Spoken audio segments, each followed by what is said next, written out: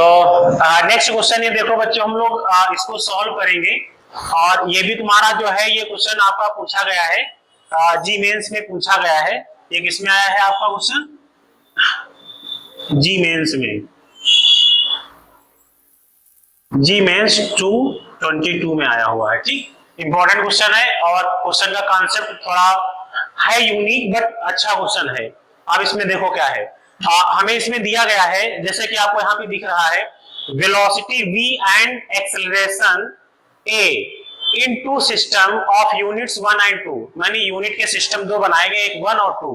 ठीक, उसमें जो एक्सेलरेशन और वेलोसिटी के उस रिलेशन दिए गए, relates as v2 equal to n upon m square v1 and a2 equal to a1 upon mn respectively. Then अब इसमें देखो क्या करना था, here m and n are constants, relations for distance and time in two system respectively are.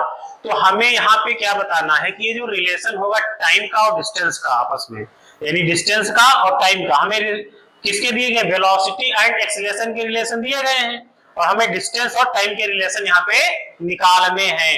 ठीक है, तो इसमें क्या होगा रिलेशन, यही हमें बताना दोनों सिस्टम में अलग अलग। तो ये क्वेश्चन इंपॉर्टेंट है, जी मेंस में पूछा गया है। अब यहाँ पे देखो मैंने ऑप्शन भी लिख दिए, हालांकि इन तीन में से कोई ऑप्शन था, मैंने फोर्थ वाला लिखा नहीं है, क्वेश्चन मार्क लगा दिया। ठीक है, तो इसमें कोई दिक्कत की बात नहीं है। तो यहाँ पे देखो हम लोग इसको सॉल्व करते हैं। तो सबसे पहले इसमें देखो दिया क्या गया है आपका, इसमें गिवन है सिस्टम ऑफ यूनिट्स में देखो v2 इक्वल टू दिया गया है, सबसे पहले v2 equal to n upon m square v1, और दूसरा रिलेशन देखो एक्सेलरेशन के लिए क्या दिया, a2 equal to a1 upon m into n a1, यानी a2 इक्वल टू ये यहाँ पे a1 अपॉन है तो वहां पे 3 है। ठीक, a1 upon m into n। तो यहाँ पे हम लोग इसको ब्रेक किसमें करना पड़ेगा हमको, हमें डिस्टेंस और टाइम में निकालना, तो ऑब्वियस सी बात है उसी में ब्रेक करेंगे। तो देखो वी नो दैट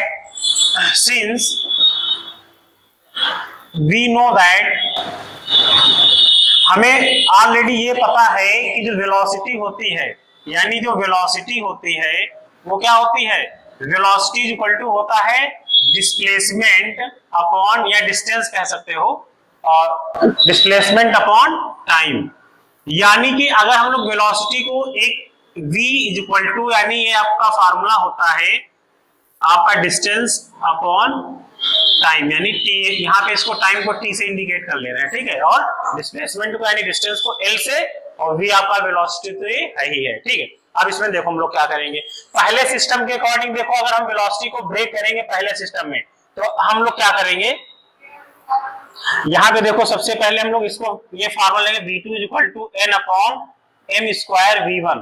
तो इस बेसिस पर देखो जब इस फार्मूले को हम लोग यहाँ पे यूज करेंगे, तो यहाँ पे देखो वेलोसिटी को क्या रख देंगे इस सिस्टम के अकॉर्डिंग L2 अपॉन क्या हो जाएगा, क्योंकि ऑप्शन में वैसे उन्होंने बना रखा है, और L2 अपॉन क्या हो जाएगा T1। यहाँ से देखो क्या है n अपॉन m स्क्वायर, और यहाँ पे इस सिस्टम में क्या होगा L1 अपॉन T1। बहुत बढ़िया, ये क्वेश्चन नंबर 1 आ गई। अब इसी वाले सेम टू सेम अब हम लोग क्या करेंगे, इक्वेशन नंबर 1 इसी तरह से हम लोग एक्सीलरेशन के लिए लिख लेंगे। यहाँ ये जो एक्सीलरेशन दिया गया, और एक्सीलरेशन का फार्मूला हम लोगों को पता है क्या होता है, एक्सीलरेशन इज इक्वल टू क्या होता है, क्या होता है बताइए, डिस्प्लेसमेंट अपॉन टाइम का स्क्वायर। क्या होता है, हालांकि वेलोसिटी अपॉन टाइम होता है, व्हाट इज द एक्सीलरेशन, यानी कि the rate change of velocity with respect to time. तो यानी कि तो वेलोसिटी को फिर से जब ब्रेक करोगे तो डिस्प्लेसमेंट अपॉन टाइम का स्क्वायर होता है। क्या होता है, टाइम का स्क्वायर, यानी कि ए इक्वल टू यहां से निकलता है हमारा फार्मूला क्या, एल अपॉन टी स्क्वायर। बहुत बढ़िया। अब यहां से हम लोग देखो क्या करेंगे, इसको भी ब्रेक कर लेंगे उसी तरह से जो हमारा रिलेशन दिया गया है। A2 इक्वल टू क्या दिया गया है, इसको अपने लोग इस तरह से भी लिख सकते थे, ठीक, A1। तो फिर से ब्रेक कर लेते, तो यहाँ पे देखो L2 अपॉन T2 का स्क्वायर, T2, अब यहाँ पे m अपॉन यहाँ पे क्या है, हाँ, अब m upon 1 upon mn into इसके फॉर्मेट में क्या हो जाएगा L1 अपॉन T1 का स्क्वायर। बहुत बढ़िया, देखो इसमें क्या है, आप लोग बहुत होशियार बच्चे हो। अब इसमें देखो, हाँ, तो इसमें कोई कंफ्यूजन तो है नहीं, ये क्वेश्चन नंबर अपने लोग 2 ले लेते हैं। अब हम लोग क्या करेंगे, इसको डिवाइड कर देते हैं, इक्वेशन क्या करेंगे, इक्वेशन, हाँ, इक्वेशन 2 को by equation 2 divided by equation 1। तो जैसे देखो डिवाइड करेंगे तो यहाँ पे सिस्टम हमारा क्या बनेगा, L2 अपॉन T2 का square divided by L2 upon T1। ठीक है, हाँ अब इससे इक्वल टू यहाँ पर भी देखो डिवाइड हो जाएगा। तो सबसे पहले क्या आ जाएगा 1 अपॉन mn, यहां से देखो कांस्टेंट को कांस्टेंट से मैं डिवाइड कर दे रहा हूं, और इधर क्या आ जाएगा L1 upon sorry L2 upon नहीं ये आपका आएगा L1 का अपॉन T1 का स्क्वायर, इधर आ जाएगा आपका L1 अपॉन T1। बहुत अच्छा। अब यहाँ पे देखो क्या हो जाएगा, m को एक m लेकर चले जाएंगे, हाँ बिल्कुल चले जाएंगे। यहाँ से देखो T1 का स्क्वायर है, सॉरी यहाँ पे L2 है तो L2 को L2 ये कैंसिल कर देगा, देखो डिवाइड के डिवाइड में है इसलिए, और यहाँ पर भी L1 को L2, ठीक, एक T1 यहाँ पे T1 को कैंसिल कर देगा। यहाँ पर एक अपने लोगों ने सॉरी यहाँ पे हम लोग जो एक्सेलेरेशन इसका यूज कर रहे थे T2 का स्क्वायर L2 अपॉन यहाँ पे रखा जाएगा, यही मिस्टेक हुई थी। यहाँ पे L2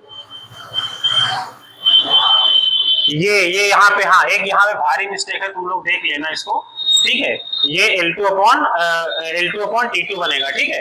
तो यहाँ से देखो क्या हो जाएगा, एक ये T2 है, T2 को लेकर चले गए, तो यहाँ पे देखो अगर फाइनली देखेंगे तो 1 upon T2 is equal to यहाँ पे क्या आ जाएगा, देखो mn मल्टीप्लाई n स्क्वायर बना लेंगे, और ये m डिवाइड का है तो ये ऊपर चला जाएगा, ठीक। यहाँ पे तुम्हारा क्या रह गया, यहाँ पे सारे कैंसिल, T1 बचा हुआ है तो ये 1 अपॉन T1 हो जाएगा। इसको सिंप्लीफाई करेंगे तो देखो इस तरह से, इसको अगर हम लोग सिंप्लीफाई कर लेंगे तो T2 इज इक्वल टू कितना आ जाएगा, क्योंकि वहां पे T2 की ही value T2 is equal to आ जाएगा तुम्हारा, रिवर्स कर सकते हैं ऐसा बोल दो, n square upon m T1। ये एक रिलेशन मेरा देखो निकल के आ गया, बहुत अच्छा। यानी T2 की वैल्यू क्या निकल के आ गई, n square upon m into T1, यानी ऑप्शन ए में तो ये मिल गया बात, लेकिन अभी हमें L2 के लिए भी चेक करना था ना। तो इसमें देखो अपने लोग क्या करेंगे, L2 के लिए चेक करने के लिए हम लोग क्या करेंगे, यहाँ से T2 की वैल्यू उठा करके इक्वेशन 1 में रख देंगे। किसमें रखेंगे, हाँ T2 को पुट कहां कर देंगे, T2 पुट इन 1, इक्वेशन 1 में रख दो। यहाँ पे देखो तो ये क्या हो जाएगा L2, अगर यहां से देखो हम लोग क्या निकालेंगे, तो यहां से देखो T2 की वैल्यू रखोगे, T2 इधर मल्टीप्लाई में आ जाएगा, तो यहाँ पे देखो क्या होगा n अपॉन m स्क्वायर, और यहाँ पे देखो L1 अपॉन T1 पहले से है, और हमने L2 यहाँ पे देखो डिवाइड में था, इस तरह मैंने किसमें ले लिया, इसको मल्टीप्लाई में, तो ये मल्टीप्लाई में जाएगा, और T2 की वैल्यू साथ में ये मैं रख दे रहा हूं n square upon m into T1। बहुत अच्छा, इनको लेकर ये चले गए, हाँ बिल्कुल चले जाएंगे, बहुत अच्छी बात फिर है।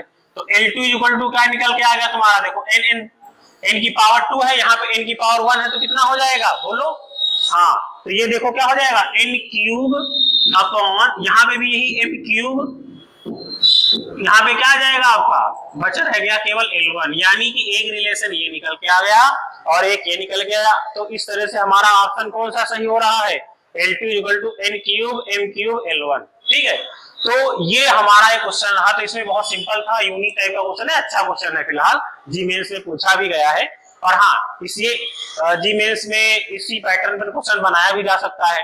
तो इसमें ये क्वेश्चन आपका था, हमने यही किया, जो रिलेशन हमें दिए गए थे उनको हमने क्या किया, जो एक्सेलरेशन और वेलोसिटी थी उनको हम लोगों ने क्या किया, डिस्टेंस, और हमें टाइम के रिस्पेक्ट में रिलेशन निकालना था, तो उसको हमने उसी फार्मूलों से ब्रेक कर लिया, और ब्रेक करने के बाद दोनों सिस्टम में हमने दोनों की वैल्यूज पुट कर दी, और वैल्यूज पुट करने के बाद हमारा जो रिजल्ट आना था, एक दूसरे को फिर मैंने डिवाइड कर दिया, इससे एक रिलेशन आ गया टाइम के लिए, और टाइम का मैंने उठा के कहां क्वेश्चन पुट कर दिया।